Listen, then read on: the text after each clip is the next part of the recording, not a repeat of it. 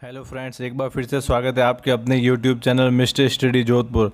आज हम class 10th की एक्सरसाइज 4.3 के बचे हुए लास्ट 2 एग्जाम्पल्स को सॉल्व करेंगे। अगर आपने हमारी पिछली वीडियो अभी तक नहीं देखी है तो ऊपर आ रहे आई बटन पर क्लिक करें। तो चलिए शुरू करते हैं आज का सेशन।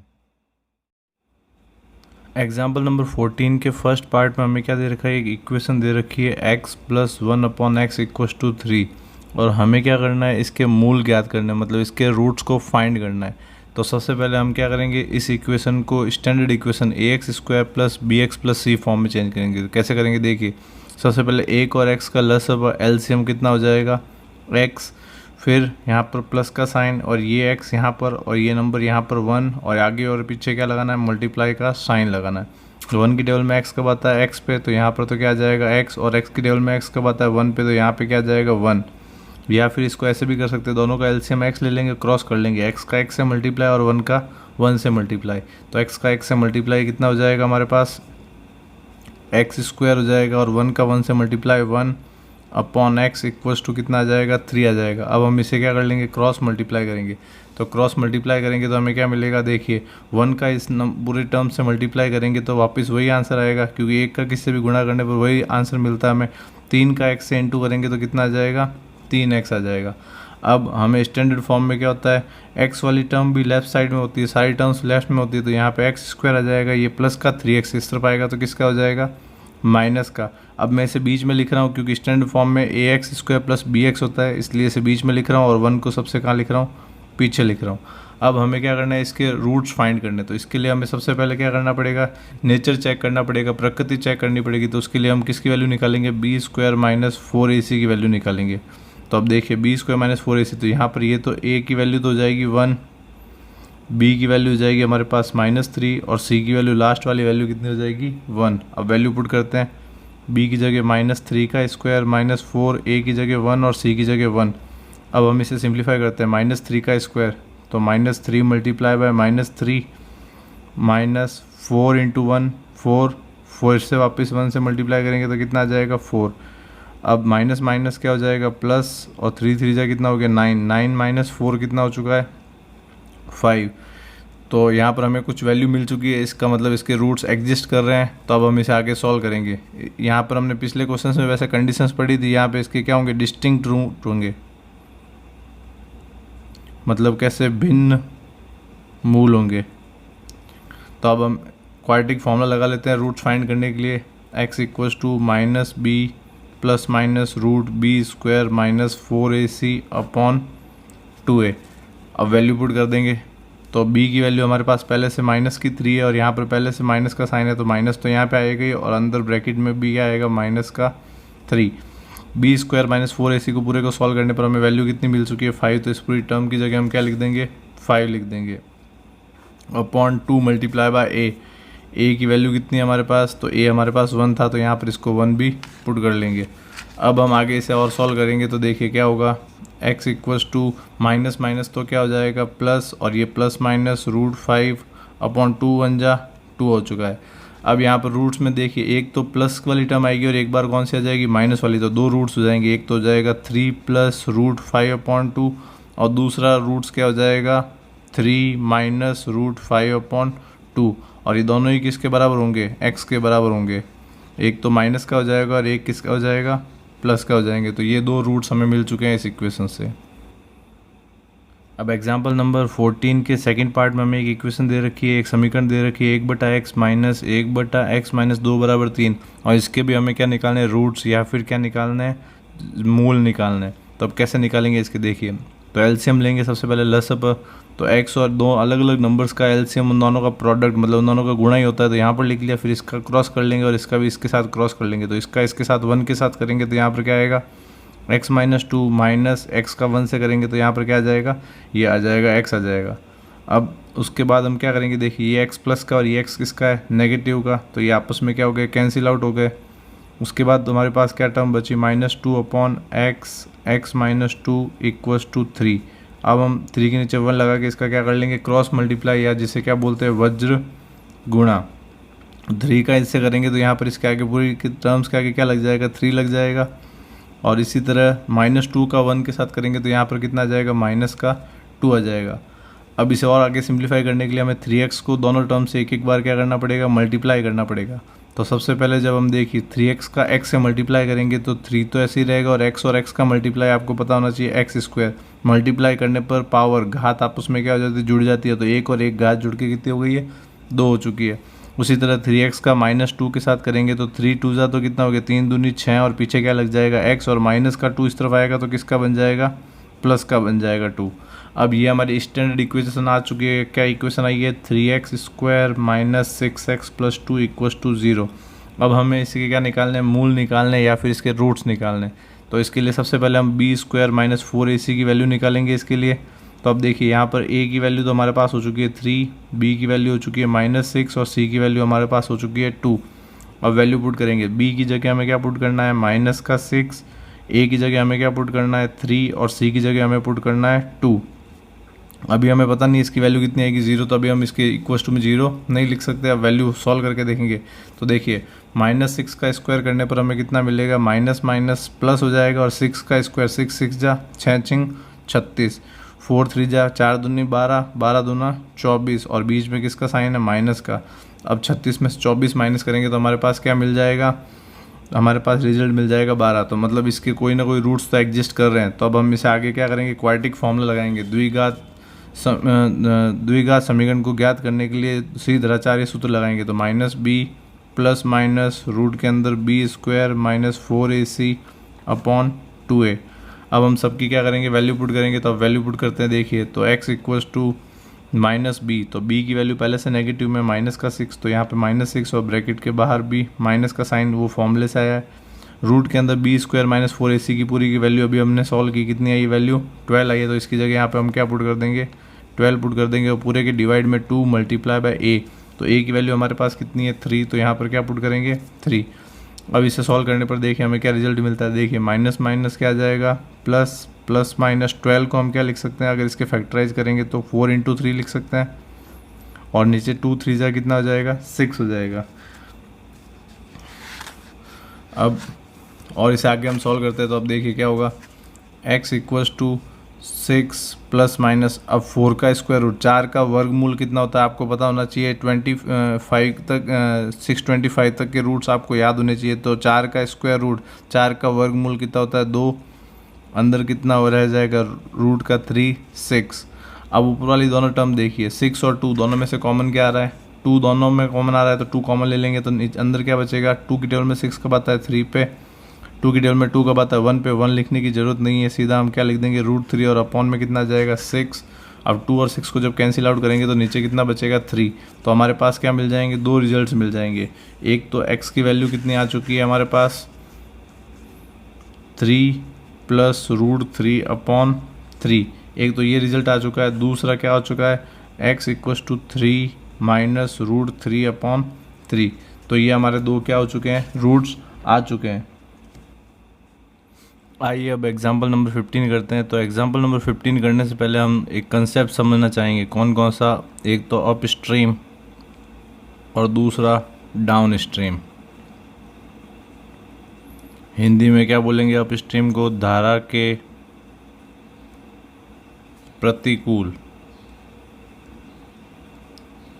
और डाउन स्ट्रीम को क्या बोलेंगे, धारा के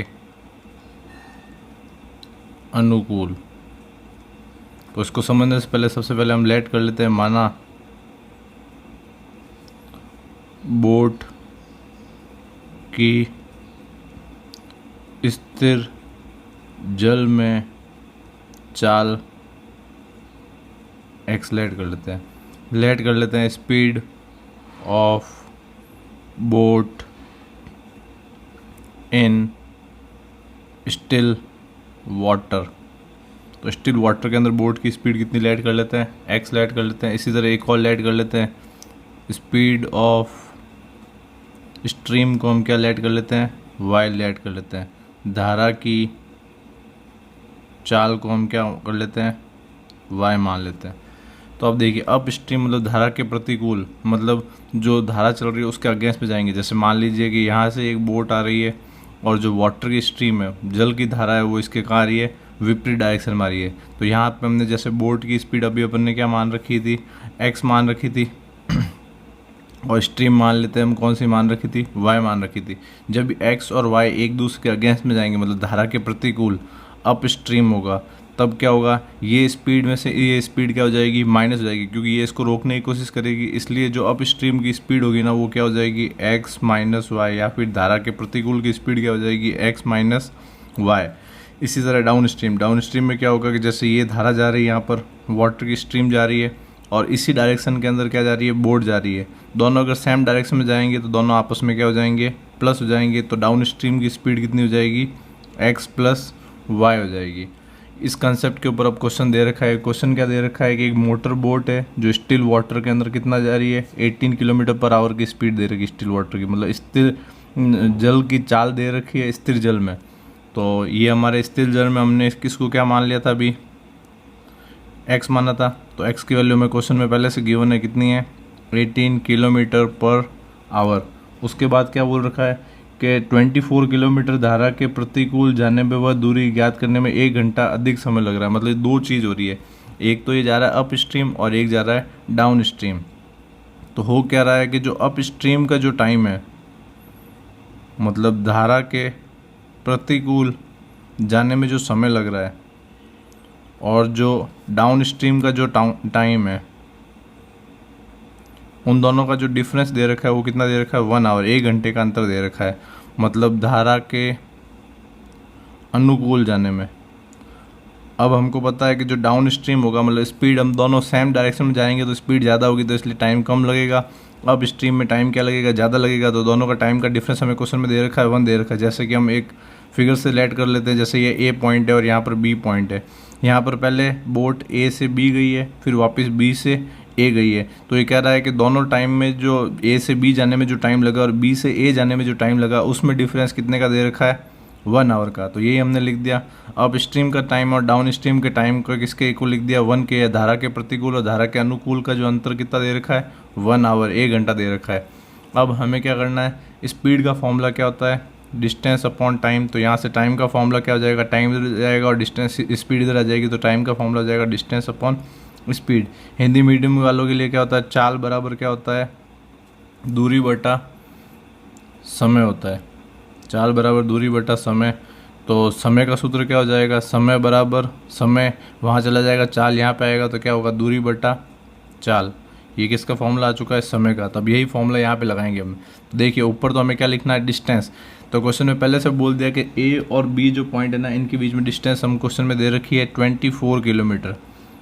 मतलब अप स्ट्रीम चाहे डाउन स्ट्रीम जाए, डिस्टेंस सेम कवर कर रहा है। कितना कवर कर रहा है, 24 किलोमीटर, चाहे धारा के अनुकूल जाए चाहे धारा के प्रतिकूल जाए। तो ऊपर तो हमें दूरी लिखनी है, डिस्टेंस लिखनी है। तो डिस्टेंस तो दोनों टाइम कितनी है, 24 है, और यहाँ पर भी कितनी है, 24 है। अब यहाँ पर देखिए ये क्या है, धारा के प्रतिकूल, या फिर इसको क्या बोलते हैं, अप स्ट्रीम। तो अभी हमने अप स्ट्रीम की स्पीड बढ़ी दी है। देखिए अप स्ट्रीम क्या होता है, x माइनस वाई, या धारा के प्रतिकूल क्या होता है, x माइनस वाई। तो इसके नीचे क्या आ जाएगा, x माइनस वाई आ जाएगा। इसी तरह दूसरा लगे, देखिए धारा के अनुकूल डाउन स्ट्रीम। तो डाउन स्ट्रीम की हमने स्पीड बढ़ी दी, क्या थी, x प्लस वाई। तो इसके नीचे क्या आ जाएगा, x प्लस वाई। और इनका डिफरेंस कितना दे रखा है, 1 आवर का दे रखा था। अब देखिए क्वेश्चन में हमें पहले से ये भी दे रखा है कि जो x की वैल्यू है वो 18 है, मतलब स्टिल वाटर में, मतलब स्थिर जल के अंदर जो चाल दे रखी है बोट की, वो कितनी दे रखी है, 18 क्वेश्चन में बोला है। तो हम x की जगह अब क्या पुट कर लेंगे, 18 पुट करेंगे। तो कितना हो जाएगा equation, 24/18 minus Y minus 24/18 plus Y equals to 1। अब हमें इस आगे क्या करना है, सॉल्व करना है क्वाड्रेटिक इक्वेशन को, ताकि हमें y की क्या मिल सके, वैल्यू मिल सके। जो y क्या है, धारा की चाल या स्पीड ऑफ स्ट्रीम है। अब देखिए सबसे पहले इनका एलसीएम लेंगे। तो अब देखिए दो अलग अलग टर्म है, तो एलसीएम क्या हो जाएगा, दोनों नंबर के प्रोडक्ट के बराबर होगा। तो 18 माइनस वाई, और एक तरफ क्या हो जाएगा, 18 प्लस वाई। अब इसका इसके साथ क्रॉस और इसका इसके साथ क्रॉस कर लेंगे एलसीएम से। तो ये देखिए 18 प्लस वाई, माइनस का साइन 24 और 18 माइनस वाई, और इस पूरे के इक्वल्स में क्या चल रहा है, 1 चल रहा है। अब हम इसे सॉल्व करेंगे तो क्या होगा, 24 का इन दोनों से मल्टीप्लाई करेंगे और -24 का भी इन दोनों से क्या करेंगे, मल्टीप्लाई करेंगे। तो अब देखिए 24 और 18, तो इसका मल्टीप्लाई करके हम देख लेते हैं, 432 आ जाएगा इसका। पहले 432 प्लस 18y माइनस का 432 और माइनस माइनस प्लस का 24y। और नीचे देखिए ये फॉर्मूला बन गया है a minus B A plus B, ये किसके इक्वल होता है, A square minus B square. तो एक तो आ जाएगा आगे 18 का स्क्वायर और पीछे आ जाएगा माइनस वाई का स्क्वायर और इक्वल्स टू में क्या चल रहा है, 1 चल रहा है। अब नेक्स्ट स्टेप में क्या होगा, ये 432 माइनस का और ये 432 प्लस का है, तो ये आपस में क्या हो जाएंगे, कैंसिल आउट हो जाएंगे। 18y और 24y ऐड होके कितना हो जाएगा, 34 40 42y हो जाएगा।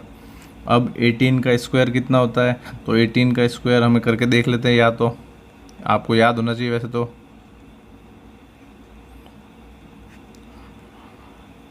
324। तो यहाँ पर कितना आ जाएगा, 324 minus Y square equal to कितना आ चुका है, 1 आ चुका है। अब इसको हम क्या कर लेंगे, 1 लगा के क्रॉस मल्टीप्लाई करेंगे तो कितना हो जाएगा, ये 324 minus Y square equal to आ गया 42y।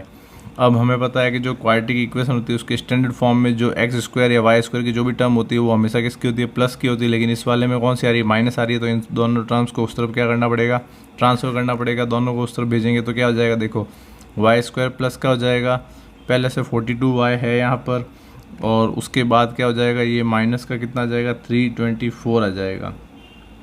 अब देखिए, अब हम इसे आगे सॉल्व करेंगे तो देखिए यहाँ पर 42 कुछ कैलकुलेशन में मिस्टेक है, 34 44 माइनस 2 42। अब यहाँ पर देखिए हमने एक मिस्टेक कर दी थी, यहाँ पे 24 का जब y से करेंगे तो यहाँ पर कितना आएगा, 24y आएगा। तो 24y और 24y मिलके कितना हो जाएगा, 48y। तो यहाँ पर भी जो रिजल्ट होगा वो कितना हो जाएगा, 48y, और यहाँ पर भी कितना आ जाएगा, 48y आ जाएगा। अब हमें इसे क्या करना है, क्वाड्रेटिक इक्वेशन को सॉल्व करना है। जो इक्वेशन को आगे क्वाड्रेटिक फॉर्मूला से सॉल्व करेंगे, द्विघात सूत्र से हम क्या करेंगे, इसको सॉल्व करेंगे। तो यहाँ पे देखिए ए की वैल्यू हमारे पास कितनी हो चुकी है, 1, बी की वैल्यू हमारे पास कितनी हो चुकी है, 48, और सी की वैल्यू हो चुकी है माइनस का 324।